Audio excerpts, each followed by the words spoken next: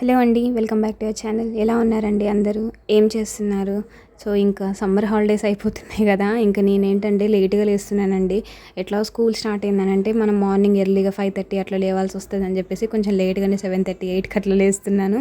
అంటే ఎంత లేట్గా లేచినా సరే నేను చేయాల్సిన పనులు అయితే ఏమీ అంటే ఆగిపోవన్నమాట. టైంకి అందితే మా హస్బెండ్కి బాక్స్ పెట్టడం, టిఫిన్ చేయడం, ఇంకా అవన్నీ కరెక్ట్ టైంకే అయిపోతాయి అనమాట. ఇంకా ఈరోజు అయితే నేను ఇడ్లీ చేశాను విత్ కొబ్బరి చట్నీ. ఇంకా మా హస్బెండ్ లంచ్లోకి చికెన్ చేయమని చెప్పేసి అన్నారు. సో చికెన్ కూడా చేయాలన్నమాట ఈరోజు. సో మొత్తానికైతే ఇది. ఇంతకుముందు మేము బ్రేక్ఫాస్ట్ రాగి సంకటి, పెసర్లు అంటే డ్రై ఫ్రూట్స్ అండ్ స్ప్రౌట్స్ ఇట్లాంటివి తీసుకునే వాళ్ళము. ఈ మధ్యకాలంలో కొంచెం తగ్గించానండి అవి. ఎందుకు అని అంటే మనము ఎవ్రీ మంత్ కొంత సామాన్ తెచ్చుకుంటాం కదా, సో అవి అయిపోవాలి కదా, అందుకని చెప్పేసి మధ్య మధ్యలో ఇవి వండుతూ ఉంటాను అనమాట టిఫిన్స్. ఇంకా పిల్లలకు స్కూల్ స్టార్ట్ అయిన తర్వాత ఇంకా ఇవన్నీ కంప్లీట్ చేసేసుకొని మళ్ళీ రాగి పిండి అయితే తెప్పించుకోవాలి. సో చాలామందికి ఒక డౌట్ ఉంది, నోటిఫికేషన్స్ వస్తాయి అని చెప్పేసి అన్నారు, మళ్ళీ అలాగే ఏజ్ కూడా పెంచుతారు అని చెప్పేసి అన్నారు. ఎందుకక్క మీరు ఈ టైంలో సాఫ్ట్వేర్ సైడ్ వెళ్తున్నారు అని చెప్పేసి అంటున్నారు. నేను మళ్ళీ చెప్తున్నానండి, ఫస్ట్ థింగ్ నా గురించి మీరు ఆలోచించకండి. ఎందుకంటే నాకంటూ ఒక ప్లాన్ అనేది ఉంటుంది, ఒక స్ట్రాటజీ అనేటువంటిది ఉంటుంది. అంత అల్లాటప్పగా ఏ డిసిషన్ పడితే ఆ డిసిషన్, మల్టిపుల్ జాబ్స్ అలా ఎవరూ ఉండరు. ఖచ్చితంగా తెలివి ఉంటుంది అందరికీ. ఇప్పుడు కొంతమంది ఏమనుకుంటారంటే లాస్ట్ వరకు వెళ్ళి వాళ్ళకి జాబ్ రాలేదు అని అంటే వాళ్ళని అంటే ఇంకా వాళ్ళు దేనికి పనికి రానట్టుగా, వాళ్ళకు టాలెంట్ లేనట్టు, వాళ్ళకి నాలెడ్జ్ లేనట్టు చూస్తూ ఉంటారు. అక్కడ దానికి వెళ్ళారు అని అంటే అందరితో ఈక్వల్ అన్నట్టే.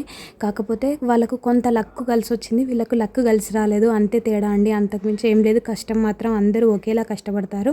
కాకపోతే కొంత హార్డ్ వర్క్తో పాటు లక్ అనేది కలిసి రావాలి. నాకైతే లక్ అనేది లేదు నా లైఫ్లో.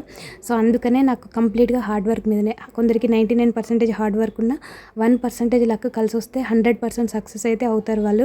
కానీ నా జీవితంలో 1% లక్ అనేటువంటిది ఎప్పుడు నాకు ఇప్పటివరకు యాడ్ అవ్వలేదు. 100% నా హార్డ్ వర్క్ మీదనే ఉంటుంది అనమాట.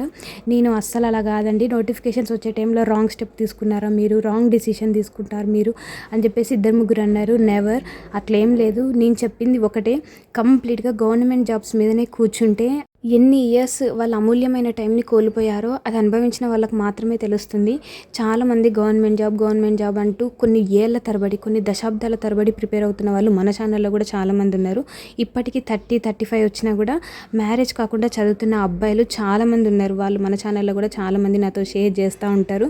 ఎప్పుడో అంటే 2021లో 22లో అప్పుడు 30 ఉన్న వాళ్ళందరికీ ఇప్పుడు ఆల్మోస్ట్ 34-35 ఇయర్స్ దాకా వచ్చాయండి. సో స్టిల్ అంటే ఇప్పటికీ కూడా వాళ్ళు గవర్నమెంట్ జాబ్స్ ఖచ్చితంగా కొట్టిన తర్వాతనే ఏదైనా నెక్స్ట్ స్టెప్ లైఫ్లో ముందుకెళ్ళాలి అని చెప్పేసి అనుకున్న వాళ్ళు ఉన్నారు. సో నేను ఒకటే, కంప్లీట్గా గవర్నమెంట్ ఎగ్జామ్స్ మీదనే కూర్చుంటే ఖచ్చితంగా లాస్ అయితే అవుతారు. నేను ఇప్పటివరకు చేసిన మిస్టేక్ అదే. సో ఇప్పుడు నేను ఏంటిదనంటే నోటిఫికేషన్ అంటే వస్తే నేను ఖచ్చితంగా అప్లై చేస్తానండి. గ్రూప్ 1 మీరు మళ్ళీ రాయరా, మళ్ళీ ప్రిపేర్ కారా అని అడుగుతున్నారు కదా, నా గురించి అర్థం చేసుకునే చాలామంది సిస్టర్స్ ఉన్నారు మన ఛానల్లో. నేను ఎట్టి పరిస్థితుల్లో మళ్ళీ ఇంకొక గ్రూప్ 1 కానీ, గ్రూప్ 2 కానీ, గ్రూప్ 3 కానీ నోటిఫికేషన్ వస్తే అస్సలు వదిలిపెట్టను. ఖచ్చితంగా నేను మళ్ళీ చదువుతాను, మళ్ళీ ప్రిపేర్ అవుతాను. కాకపోతే ఏదైనా సరే ఇప్పుడు జాబ్ క్యాలెండర్ రిలీజ్ చేస్తారు అని చెప్పేసి కొంతమంది అంటున్నారు. జాబ్ క్యాలెండర్ రిలీజ్ చేసి నోటిఫికేషన్ ఇచ్చి అది కంప్లీట్ అవ్వడానికి చాలా టైం పడుతుంది. మీరు for example last group 1 notification చూడండి, 2022లో మనకు ప్రకటన ఇచ్చారు. మార్చి 9వ తారీఖున మనకు నోటిఫికేషన్ ఎప్పుడు ఇచ్చారు, మనం ఎప్పుడు అప్లై చేసాము. ఎగ్జామ్ అక్టోబర్లో అంటే పోస్ట్ పోనే అక్టోబర్ 16వ తారీఖు నాడు జరిగింది, అవునా కదా, అది క్యాన్సిల్ అయింది. మళ్ళీ సెకండ్ 2023లో రాసాము, మళ్ళీ 2024లో థర్డ్ టైం ప్రిలిమ్స్ రాసాం. సో ఇప్పుడు ట్రైనింగ్లో చాలామంది ఉన్నారు. ఆల్మోస్ట్ అంటే ఫినిషింగ్ స్టేజ్లోకి వచ్చారనమాట. సో ఒక నోటిఫికేషన్, ఒక group 1 notification literally took 4 years to complete అండి. సో ఈ 4 yearsలో ఇప్పుడు ఒక 4.5 లక్షల మంది దాకా అప్లై చేస్తే కేవలం 560 మంది మాత్రమే సెలెక్ట్ అయ్యారు. మిగతా వాళ్ళ పరిస్థితి ఏంటి? ఇప్పుడు వాళ్ళు కంప్లీట్గా దీని మీదనే హోప్స్ పెట్టుకొని ఉంటే ఇంకా వాళ్ళ లైఫ్ కంప్లీట్గా పోయినట్టే కదండి, అంటే వాళ్ళ కెరీర్ ఆగమైనట్టే కదా. సో అందుకనే నేను అట్లా అంటలేను. ప్రతిసారి మనం ఏంటంటే ట్రై చేయాలి. రాదు అని చెప్పేసి కూర్చోవద్దు, వస్తుంది అని చెప్పేసి ఓవర్ కాన్ఫిడెన్స్తో ఉండొద్దు. మనం నెక్స్ట్ ప్లాన్ బి అనేటువంటిది కూడా ఖచ్చితంగా ఉండాలి. సో నేనైతే మోడర్న్ హిస్టరీ చదువుతున్నానండి. నాకు మోడర్న్ హిస్టరీ నేను మిగతా అన్ని బుక్స్ ఖచ్చితంగా ఒక 5-6 సార్ల కంటే ఎక్కువ చదువున్నాను. ఎన్సీఆర్టీసే కావచ్చు, టెక్స్ట్ బుక్సే కావచ్చు. కానీ నేను స్టార్టింగ్లో కూడా చెప్పాను, నాకు ఈ మోడర్న్ హిస్టరీ ఏంటిదంటే నాకు బుక్ అనేది కొంచెం పెద్దగా ఉంటే చదవాలనిపిస్తుంది, చిన్నగా ఉంటే నాకు అసలు చేతిలో సరిపోదన్నమాట. నాకు అంత తలకాయ ఉంచి చదవడానికి రాదనమాట ఇంట్రెస్ట్. సో మోడర్న్ హిస్టరీ కేవలం ఒక్కసారేమో చదివాను, చదివాను అంతే, ఇంకా అంతకంటే ఎక్కువ చదవలేదనమాట. సో నాకేంటిదంటే మోడర్న్ హిస్టరీలో కొంచెం ఎక్కువ పట్టుత్వం తెచ్చుకోవాలి అని చెప్పేసి అనిపించింది. అందుకనే నా దగ్గర స్పెక్ట్రమ్ బుక్ ఉందనమాట, అది చదువుతున్నాను. లిటరల్లీ నాకు ఇది చదువుతున్నంతసేపు చదవాలని ఇంట్రెస్ట్ వస్తుంది, కానీ ఆ చిన్న బుక్ చిన్న అక్షరాల వల్ల ఇంట్రెస్ట్ అయితే పోతుంది అనమాట అప్పుడప్పుడు. సో ఇంక అట్లా కాదు అని చెప్పేసి స్టార్ట్ చేశాను. అంటే ఇక్కడ ఒక 700-800 పేజీల పైననే ఉంటాయి. కాకపోతే ఏమంటారంటే స్టోరీ ఎంత బాగుంటుందంటే నిజంగా వన్స్ మీరు బుక్ స్టార్ట్ చేస్తే మీరు ఇంకా స్టాప్ చేయరనమాట. కొంత అర్థం చేసుకుంటూ చదివితే చాలా అంటే చాలా బాగుంటుంది బుక్. మాకు నేను అంటే కోచింగ్ తీసుకున్నప్పుడు రికార్డెడ్ క్లాసెస్ వింటున్నప్పుడు సీనియర్ సార్ చెప్పారని చెప్పాను కదా, సీనియర్ సార్ మాకు యాన్షియంట్ బాగా చెప్పారు, మెడివల్ బాగా చెప్పారు, మోడర్న్ అంటే కొంచెం పోయినాయి అనమాట, కొంచెం మొత్తానికి తీసేశారు. యాన్షియంటే నాకు తెలిసి 80% యాన్షియంటే చెప్పారనమాట క్లాసెస్, మిగతా 10-20% ఇది మెడివల్ చెప్పారు. మోడర్న్ చాలా తక్కువ చెప్పారనమాట. నేను మన ఛానల్లో ఇండియన్ హిస్టరీ క్లాసెస్ ఉన్నాయి కదా, మీరు అది చెక్ చేయొచ్చు. యాన్షియంట్ మెడివల్ ఉన్నంత మనకు మోడర్న్ అయితే లేదనమాట. సో నాకు అది చాలా రిగ్రెట్ ఫీలింగ్ అనిపించింది. అంటే నేను ఇక్కడ ఎవరిది మిస్టేక్ అంటలేను, time constant is very important. మనకు అక్కడ 3 months టైంలో మనకి హిస్టరీ అంతా కంప్లీట్ చేయాలంటే కష్టము. అందట్టు సార్ ఏంటిదంటే క్లాస్ చెప్పిన తర్వాత కంప్లీట్ నోట్స్ ఇస్తారనమాట. అందుకని మీరు కనుక మన ఛానల్లో జాయిన్ అయిన వాళ్ళకి తెలిసే ఉంటుంది సార్ ఇచ్చిన నోట్స్ ఎంత వండర్ఫుల్, ఎంత బ్యూటిఫుల్గా ఉంటుంది. సో అదే అనమాట, నేను మనకు గ్రూప్ 1 మెయిన్స్లో కూడా నేను కంటెంట్ ప్రొడ్యూస్ చేసిన, అంటే హిస్టరీలో మాత్రం ప్రొడ్యూస్ చేసిన కంటెంట్ అదే. నా హ్యాండ్ రిటర్న్ నోట్స్ అదే ఫాలో అయ్యాను అనమాట నేను మెయిన్స్లో కూడా. సార్ ఏంటిదంటే కొన్ని చాప్టర్స్కి ఏంటిదనంటే యాన్షియంట్లో కొన్ని టాపిక్స్కి ఈ టాపిక్స్ నుంచి ఈ క్వశ్చన్స్ పడతాయి యూపీఎస్సీలో. సో ఇది ఫస్ట్ టైం గ్రూప్ 1 కాబట్టి సో ఇట్లాంటి క్వశ్చన్స్ పడే ఛాన్స్ ఉంటుందని చెప్పేసి క్వశ్చన్ టు ఆన్సర్ రైటింగ్ అట్లా కూడా చెప్పారనమాట.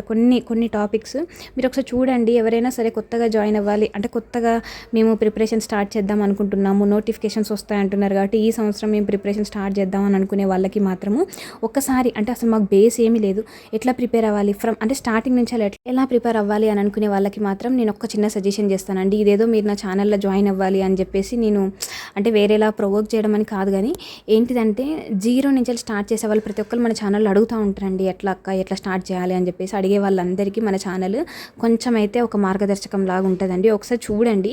నేనేమంటానంటే ఇండియన్ హిస్టరీ, తెలంగాణ హిస్టరీ 2 చూడండి ఖచ్చితంగా మీకు అసలు సబ్జెక్ట్ని ఎట్లా చదవాలి, ప్రిలిమ్స్ పాయింట్ ఆఫ్ వ్యూలో ఎట్లా చూడాలి ఒక సబ్జెక్ట్ని, మెయిన్స్ పాయింట్ ఆఫ్ వ్యూలో ఎట్లా చూడాలి, అసలు నోట్స్ ఎట్లా రాయాలి, అసలు ఈ కంటెంట్ నుంచి మనము అంటే ఇప్పుడు కొంతమందికి ఏంటిదంటే ఒక టాపిక్ చదువుతున్నప్పుడు అందులో మెయిన్స్ పాయింట్ ఆఫ్ వ్యూలో ఎట్లా చూడాలి, ప్రిలిమ్స్లో ఎట్లాంటి బిట్స్ పడతాయి ఇలాంటి తెలియదు అనమాట. అసలు వాల్యూ అడిషన్ నోట్స్ అంటే ఏంటిది, చాలామంది మీరు ఇన్స్టిట్యూట్లో జాయిన్ అయితే వాల్యూ అడిషన్ నోట్స్ అంటారు. సో మనం చదివిన కంటెంట్ నుంచి మనకేంటిదంటే ఆ కంటెంట్లో కొన్ని పాయింట్స్ అనేటువంటి కొంచెం ఎక్స్ట్రా రాయాలన్నమాట. అది ఎలా, ఇప్పుడు సపోజ్ మెయిన్స్ ఉందనుకోండి గ్రూప్ 1 మెయిన్స్, పక్కన వాళ్ళ కంటెంట్ కంటే మన కంటెంట్ కొంత బ్యూటిఫుల్గా ఉంటుంది, వాళ్ళకంటే మనకు ఒక మార్క్ ఎక్కువ వేసేలా ఉండాలన్నమాట. సో అట్లా ఎక్స్ట్రా మార్క్స్ ఎట్లా గెయిన్ చేయాలి అలాంటివన్నీ నేను మన ఛానల్లో క్లాసెస్ చెప్పినప్పుడు వాల్యూ అడిషన్ నోట్స్తో పాటు ఇచ్చానండి. అండ్ ఎవ్రీడే అంటే మీరు క్లాసెస్లో జాయిన్ అయితే మీకు తెలుస్తుంది, నేను క్వశ్చన్ అండ్ ఆన్సర్స్ కూడా ఇచ్చేదాన్ని. ప్రీవియస్ అంటే నేను ఇంతకుముందు చెప్పిన క్లాస్లో నేను ఈ క్వశ్చన్స్ అడిగాను అని చెప్పేసి మళ్ళీ నెక్స్ట్ లెసన్ స్టార్ట్ అయినప్పుడు మళ్ళీ నా క్వశ్చన్స్ అయితే అడిగేదాన్ని అనమాట. ఇట్లా రిపీటెడ్గా క్వశ్చన్స్ అడిగాను సో దట్ మనకు రివిజన్ కూడా జరిగిపోతుంది అనమాట మన క్లాస్లో. అలాగే నేను తెలంగాణ హిస్టరీ కూడా నేను చాలా బాగా చెప్పానండి. కొంతమందికి తెలంగాణ హిస్టరీ అంటే భయపడతారు, అంటే మనకు బుక్స్లో కూడా చాలా వాస్ట్గా ఇచ్చారనమాట. కానీ మనము గ్రూప్ 1 ప్రిలిమ్స్లో మనకు ఎట్లాంటి టాపిక్ నుంచి ఎట్లాంటి క్వశ్చన్స్ పడతాయి, ఎట్లా ఎంసీక్యూస్ ఫామ్ చేస్తారు అనేటువంటిది మన తెలంగాణ హిస్టరీ క్లాసెస్ చూస్తే కూడా మీకు అర్థమవుతుంది. చాలా సింపుల్ వేలో చాలా క్లీన్గా నీట్గా అయితే ఎక్స్ప్లెయిన్ చేశాను. అంటే పాలిటీ కూడా చాలామంది పాలిటీ భయపడతారు, లక్ష్మీకాంత్ 1500-1600 పేజీలు ఎట్లా చదవాలి అని చెప్పేసి. సో వాళ్ళకు కూడా పాలిటీ కూడా చాలా క్లియర్గా అసలు ఎగ్జామ్ ఓరియంటెడ్ వేలో చెప్పానండి. అట్లనే ఓన్లీ ఎంసీక్యూసే కాదు కంటెంట్ కూడా ఉంటుంది. ఒకసారి ఛానల్లో జాయిన్ అవ్వండి. అండ్ ఎవరైతే సీరియస్గా 2026, 2027 ఈ 2 yearsలో మీకు ఖచ్చితంగా సెటిల్ అవ్వాలి అని అనుకుంటారో ఖచ్చితంగా ఇంకా మీరు ప్రిపేర్డ్గా ఉండండి. నోటిఫికేషన్స్ వస్తాయి అంటున్నారు కాబట్టి మనందరం కలిసి చదువుదాం. ఇంకా ఇప్పటి నుంచి నేనైతే చదవడానికి ఫిక్స్ అయ్యానండి. కానీ మళ్ళీ ఇంకొక ఈవెంట్ ఉందన్నమాట నాకు. సో మేబీ మండే కానీ ట్యూస్డే కానీ నేను మళ్ళీ వస్తాను, ఊరు వెళ్ళాల్సి ఉంది. ఈ మధ్యకాలంలో కొన్ని రికార్డెడ్ వీడియోస్ అయితే వస్తాయి, కానీ మీరు మాత్రం ఎప్పుడు టైం దొరికినప్పుడల్లా కన్సిస్టెన్సీని అస్సలు కోల్పోద్దు, చదువుతూనే ఉండండి. మన ఛానల్లో సీరియస్ ఆస్పిరెంట్స్ అందరూ ఇంకా గ్యాదర్ అవ్వాల్సిందే. సాహితీ సిస్టర్, ఇంకా చాలామంది శ్రీలక్ష్మి సిస్టర్, రాజేశ్వరి సిస్టర్ చాలామంది యాక్టివ్గా ఉండేవాళ్ళు. ఇంకా సిస్టర్స్ మీరందరూ జాబ్లో సెటిల్ అయితే ఓకే, సెటిల్ కాకపోతే మాత్రం ఏం జాబ్ రాకపోతే మళ్ళీ నెక్స్ట్ నోటిఫికేషన్స్ మీద డిపెండ్ అయితే వచ్చేయండి. మళ్ళీ ఛానల్లో రెగ్యులర్గా చూడండి, మనం అందరం కలిసి చదువుదాము. ఇంకా ఒక ప్లాన్ వేసుకుందాము, ఏ రోజు ఏం చదవాలి ఏంటి అనేటువంటిది. నోటిఫికేషన్స్ వచ్చే కల్లా మన సిలబస్ అంతా కంప్లీట్ చేసుకోవాలి, రివిజన్లోనే ఉండాలన్నమాట. సో అట్లా ట్రై చేద్దాం. వీడియో కానీ నచ్చినట్లయితే ఒక చిన్న లైక్ చేసి ఛానల్ సబ్స్క్రైబ్ చేసి సపోర్ట్ చేయండి. ఓకేనా, బై, టేక్ కేర్.